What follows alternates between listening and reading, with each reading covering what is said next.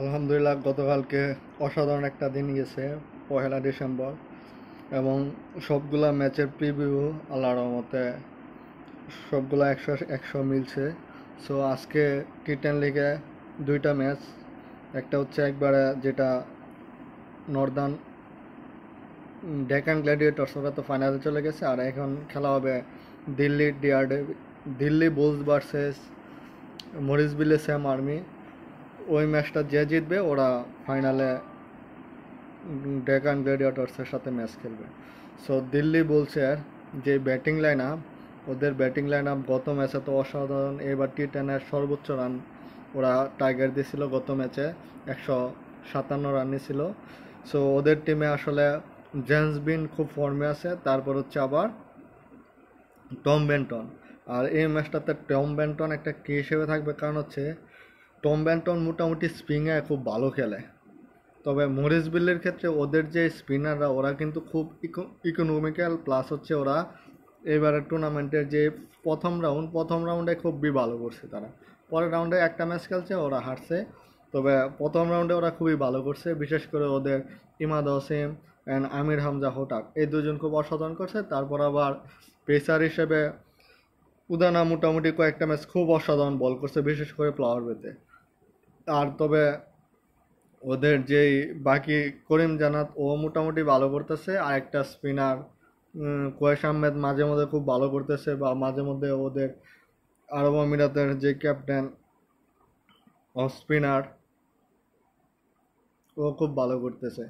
So bowling টিমটা আসলে ভালোই, তবে ওদের হচ্ছে আসলে স্পিনাররা যখন রান দেওয়া শুরু করে তখন কিন্তু স্পিনাররা রান আটকাইতে পারে না, এটা হচ্ছে স্পিনারদের সমস্যা। আর কোনো ম্যাচে যদি স্পিনাররা উইকেট পাওয়া শুরু করে তাহলে কিন্তু ওরা প্রচুর উইকেট নিয়ে নেয়, অল্প রানে গুটিয়ে দেয়। সো ওদের বোলিং উইকটা খুব স্ট্রং, আর ব্যাটিং উইকটে হচ্ছে ওদের অনেকটা ডিপেন্ড করবে ডুপ্লেসি, তারপর আসালাঙ্কা, তারপর আছে আর্থুস গুইস।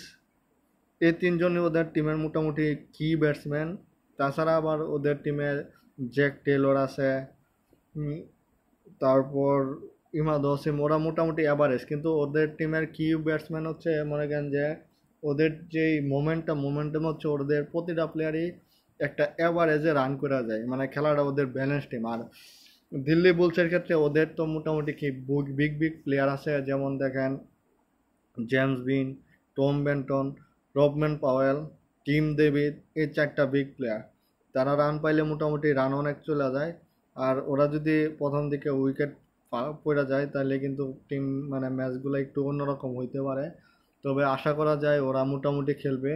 আর বোলিংয়ে হচ্ছে ওদের বোলিং ইউনিটটা খুবই স্ট্রং হয়ে গেছে, কারণ ওদের দেখেন বোলিং ইউনিটে প্রথম দিকে বল করতেছে যারা, ওরা ভালো করতেছে, বিশেষ করে ফজল হক ফারুকি ভালো করতেছে। তারপর হচ্ছে যে রোহিত, ও মোটামুটি রান দিচ্ছে। তবে ওদের যে স্যামুয়েল কুক, ও ইংল্যান্ডের বোলার, ও খুবই অসাধারণ করতেছে। আর বিশেষ করে ম্যাচের উইনিং মোমেন্টাম আইনা দিতেছে ওদের যে বলারটা শাহিদ কি জানি নাম, ওই মোটামুটি ভালো করতেছে। আর হচ্ছে যে প্লাওয়ার পে বা লাস্ট ওভারে ডেট ওভারে হচ্ছে সালমান আরশাদ পাকিস্তানি বলার খুবই অসাধারণ বল করতেছে যে, যার কারণে এই টিমের ব্যালেন্সও বোলিংয়ে খুব ভালো, মানে দুই টিমের বোলিং খুব ভালো। তবে দিল্লির ক্ষেত্রে কয়েকটা বিগ প্লেয়ার আছে ব্যাটিংয়ে। আর মরিস বিল্লি স্যাম আর্মির ক্ষেত্রে বিগ প্লেয়ার বলতে গেলে হাতে গোনা অল্প কয়েকজন। তবে মরিস বিল্লি কিন্তু প্রথম রাউন্ডে খুব অসাধারণ করছে, দ্বিতীয় রাউন্ডে আসলে ওরা তেমন খেলতে পারে নাই, কারণ সেটা ডেকান গ্ল্যাডিয়েটর্সের সাথে খেলা হয়েছিল। আর এই ম্যাচটাতে যদি দিল্লি বুল জিতে যায় তাহলে ওরা ফাইনালে চলে যাবে, আর ফাইনালে দিল্লি বুল চলে গেলে ফাইনালে ম্যাচটা কন্টেস্ট হবে। আর যদি মরিস বিলি চলে যায় ফাইনালে তাহলে কিন্তু আবার টি10টা কন্টেস্ট হবে না, কারণ মোটামুটি ডেকান গ্ল্যাডিয়েটর্সের যে বোলিং লাইন আপ, ওরা আসলে মরিস বিলির ব্যাটসম্যানরা তেমন সুবিধা করতে পারবে না। সো ওভারঅল সব হিসাব করে দেখা গেল যে মোটামুটি হাতে কলমে দিল্লি বুলস আগে আছে। সো আমি ফেভারিট হিসাবে দিল্লি বুলসকে রাখবো।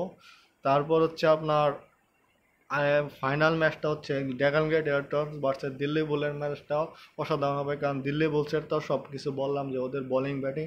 আর ডেকান গ্ল্যাডিয়েটর্সের ক্ষেত্রে হচ্ছে ওদের ব্যাটিং লাইন আপ খুবই স্ট্রং, বিশেষ করে টম কেলার, ক্যাডমোর, নিকোলাস পুরান, তারপর জস বাটলার, রাইলি রোশো, তারপর মার্কুস টোনিস। আর বোলিংয়ে ওদের অসাধারণ, বলাররাও খুব ভালো করতেছে।